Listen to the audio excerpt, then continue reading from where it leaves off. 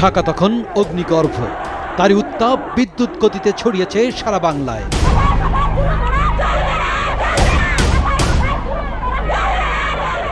ফুঁসে উঠেছে বাঙালি জাতি, তারা অধিকার চায়, চায় স্বাধিকার।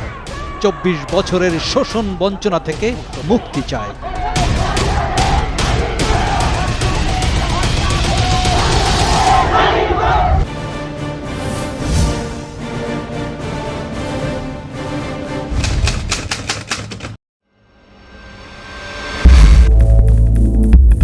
অবাস্তব ধারণা নিয়ে জন্ম নিয়েছিল দুই প্রান্তের দুই অঞ্চল নিয়ে পাকিস্তান নামক একটি রাষ্ট্র। মুসলিম আধিক্যের ভিত্তিতে ১৯৪৭ সালে পাকিস্তান রাষ্ট্র হলেও বাঙালিরা পশ্চিম পাকিস্তানের স্বৈর নীতির চাতাকলে পিষ্ট হয় শুরু থেকেই। তারা প্রথমে বাঙালির মাতৃভাষা কেড়ে নিতে চায়, এরপর একের পর এক শোষণ বঞ্চনার ইতিহাস। ১৯৫৮ সালে আইয়ুব খান সামরিকের শাসন দিয়ে ১০ বছর গোলাম করে রাখে। ৬৯-এর গণঅভ্যুত্থানে তার পতন হলে ক্ষমতা দখল করে ইয়াহিয়া খান। এতে বাঙালি জাতির ভাগ্যের কোনো পরিবর্তন ঘটেনি, বরং নেমে আসে আরেক কালো অধ্যায়। পূর্ব পাকিস্তানের রাজনৈতিক সমস্যার সমাধানের কথা বলে কূটকৌশল নেয়, ঘোষণা করে সাধারণ নির্বাচন। Elections will take place. I have left this decision to the Chief Election Commissioner. ৭০-এর সেই নির্বাচনে বঙ্গবন্ধু শেখ মুজিবুর রহমানের নেতৃত্বাধীন আওয়ামী লীগ সংখ্যাগরিষ্ঠ আসনে জয়ী হলেও ক্ষমতা না দিয়ে জাতীয় পরিষদের অধিবেশন স্থগিত করে দেয় ইয়াহিয়া।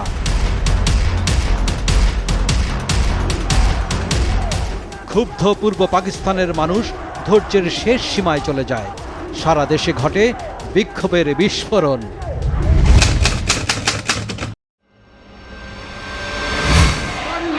মুজিব ভাই এসে গেছেন, শেখ মুজিবের পথ ধরো, বাংলাদেশ স্বাধীন করো। রেসকোর্স ময়দানে জনসমুদ্রের মাঝে বঙ্গবন্ধু শেখ মুজিবুর রহমান ডাক দেন স্বাধীনতার। জীবনের তরে রাস্তাঘাট যা যা আছে সব কিছু আমি যদি হুকুম দেবার নাও পারি তোমরা বন্ধ করে দেবে। রক্ত যখন দিয়েছি, রক্ত আরো দেব। এদেশের মানুষকে মুক্ত করে ছাড়বো ইনশাআল্লাহ। এবারে সংগ্রাম আমাদের মুক্তির সংগ্রাম, এবারে সংগ্রাম স্বাধীনতার সংগ্রাম।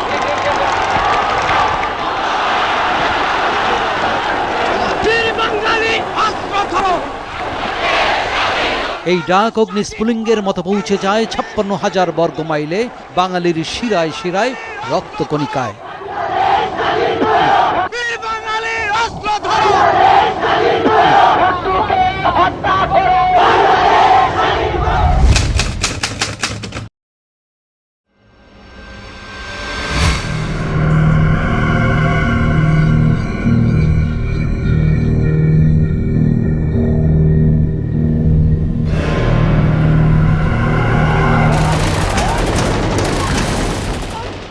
বাঙালির জীবনে নেমে আসে বিভীষিকাময় ভয়ঙ্কর কালরাত। বর্বর পাকিস্তান বাহিনী অপারেশন সার্চলাইট নামে হিংস্র দানবের মতো ঝাঁপিয়ে পড়ে। ঢাকা বিশ্ববিদ্যালয়ের জগন্নাথ হল, ইকবাল হল, রোকেয়া হল, শিক্ষকদের বাসা, পিলখানায় ইপিআরের সদর দপ্তর, রাজারবাগ পুলিশ লাইনে হত্যাযজ্ঞ চালায় একযোগে। হত্যাযজ্ঞের পর কারফিউ জারি করে।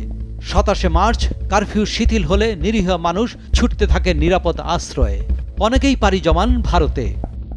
মানুষ একেবারে কাটে কাটে ২ ভাগ করে দিয়েছে, ২-৩ ভাগ খণ্ড করে দিয়েছে। কচুরির মধ্যে, টগরের মধ্যে মাথা জাগাইয়া নাক জাগাইয়া ৩ দিন ৪ দিন পর্যন্ত থাকতে হয়েছে। মেয়ে দিনে কত কত ছোট ছোট বাচ্চা কচুরির তলে থুয়ে আসতে হয়েছে, তা আমরা আনতে পারি নেই বাবা, আর ক্ষমতা নেই।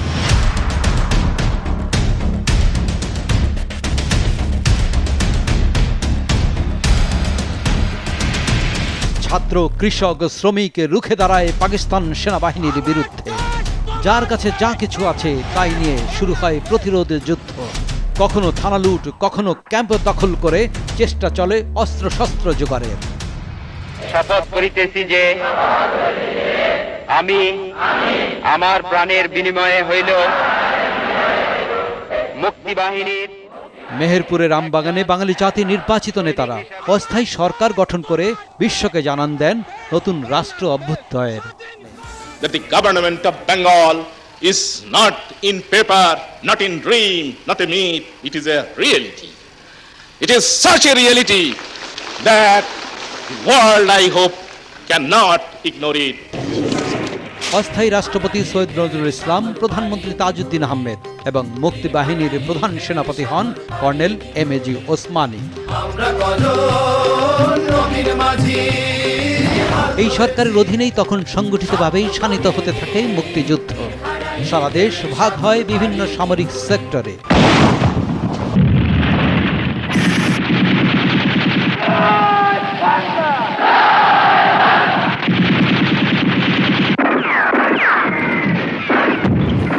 শহর গ্রামের হাজার হাজার যুবক যোগ দেয় মুক্তি বাহিনীতে, স্বাধীনতার লাল সূর্য ছিনিয়ে আনার আকাঙ্ক্ষায়।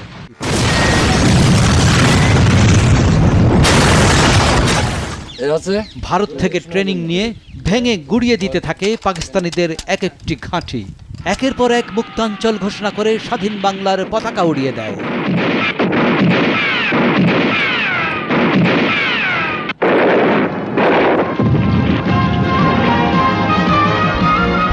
শেষ চেষ্টা হিসেবে পাকিস্তান সরকার তখন ধর্মের লেবাসধারী একটি গোষ্ঠীকে নিয়ে গঠন করে রাজাকার আল বদর বাহিনী, চালায় হত্যা, ধর্ষণ ও লুটতরাজ।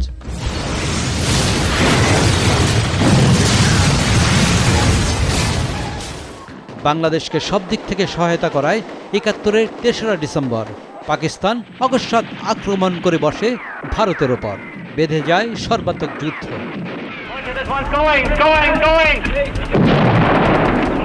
এরপর পাকিস্তান বাহিনীর মৃত্যু ঘণ্টা বাজতে আর সময় লাগে না। ভারতীয় ও মুক্তি বাহিনী যৌথভাবে পাকিস্তান বাহিনীকে পরাস্ত করে এগুতে থাকে মূল লক্ষ্য ঢাকার দিকে। হাজার মাইল দূরে জাতিসংঘে তখন চলছে আরেক যুদ্ধ, স্বাধীন বাংলাদেশের পক্ষে ও বিপক্ষে কূটনৈতিক লড়াই। বাংলাদেশ যাতে জন্ম নিতে না পারে পাকিস্তান, মার্কিন যুক্তরাষ্ট্র ও চীন অপচেষ্টা চালায়, কিন্তু সোভিয়েত রাশিয়া ও ভারতের দৃঢ় ভূমিকায় তা বানচাল হয়ে যায়। নৃশংস পাকিস্তানি শাসক ও তাদের এই দেশীয় অনুচররা আত্মসমর্পণের আগে বাঙালিদের বিরুদ্ধে এক মরিয়া আঘাত হানে। বাংলাদেশকে মেধাশূন্য করার জন্য দেশের সেরা বুদ্ধিজীবী, শিক্ষক, সাংবাদিক, সাহিত্যিক, চিকিৎসক, প্রকৌশলীদের ধরে ধরে নিয়ে হত্যা করে। এই নারকীয় ঘটনায় হতভম্ব হয়ে যায় বাংলাদেশের মানুষ ও বিশ্ব বিবেক। এরই মধ্যে ঢাকাকে ঘিরে ফেলেছে মুক্তিযোদ্ধা ও বাংলাদেশের সেনাবাহিনীর বিভিন্ন brigade. Major Khaled মোশাররফের K force মানিকগঞ্জের পথ দিয়ে, কর্নেল তাহেরের ফোর্স গাজীপুর দিয়ে এবং কে এম শফিউল্লাহর এস ফোর্স নারায়ণগঞ্জের ড্যামরা দিয়ে ঢাকার দিকে এগোতে থাকে। মিত্রবাহিনীর বোমা হামলায় বর্তমান বঙ্গভবন, তৎকালীন গভর্নর হাউস বিধ্বস্ত হয়। ভীত সন্ত্রস্ত হয়ে যায় পাকিস্তানের পোষ্য গভর্নর মালেকের নেতৃত্বাধীন মন্ত্রিপরিষদ। পদত্যাগ করে নিরাপদ জোন শাহবাগের ইন্টারকন্টিনেন্টাল হোটেলে আশ্রয় নেয় তারা। অবশেষে রমনা রেসকোর্স ময়দান ইতিহাস হয়। পাকিস্তান সেনাবাহিনীর ইস্টার্ন কমান্ডের কমান্ডার লেফটেন্যান্ট জেনারেল AK নিয়াজের দম্ভ ধুলোয় লুটিয়ে পড়ে। কাপা হাতে আত্মসমর্পণের দলিল সই করেন মিত্র বাহিনীর প্রধান জেনারেল জগজিৎ সিং অরোরার কাছ থেকে কলম নিয়ে। ১৯ লাইনে লেখা দলিলটিতেই সূচিত হয় স্বাধীন বাংলার প্রত্যান।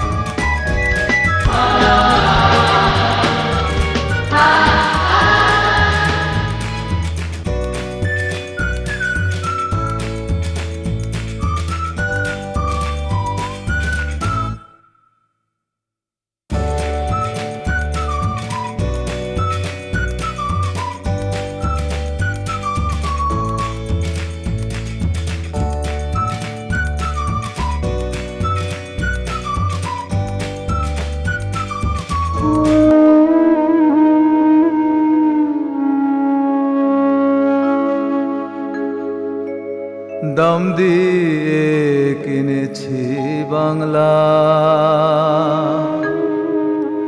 কারোর দানে পাওয়া নয়। আমি দাম দিয়েছি প্রাণ লক্ষ কোটি জানায় আছে জগৎময়। আমি দাম দিয়ে কিনেছি বাংলা। অনেক দাম দিয়ে কেনা বাংলার এই স্বাধীনতা, এত দাম ইতিহাসে বিরল। এই যে স্মৃতিসৌধ, এর পরতে পরতে রক্তের গন্ধ, মায়ের চোখের জল, অসংখ্য বনের আর্তনাদ মিশে আছে। তবু এই স্মৃতিসৌধ মাথা উঁচু করে জানান দেয়, এই স্বাধীনতা হারানোর নয়, এই চেতনা থাকবে অমলিন, অবিনাশী, অক্ষয়। ইতিহাস তার সাক্ষী রয়। আমি দাম দিয়ে কিনেছি বাংলা।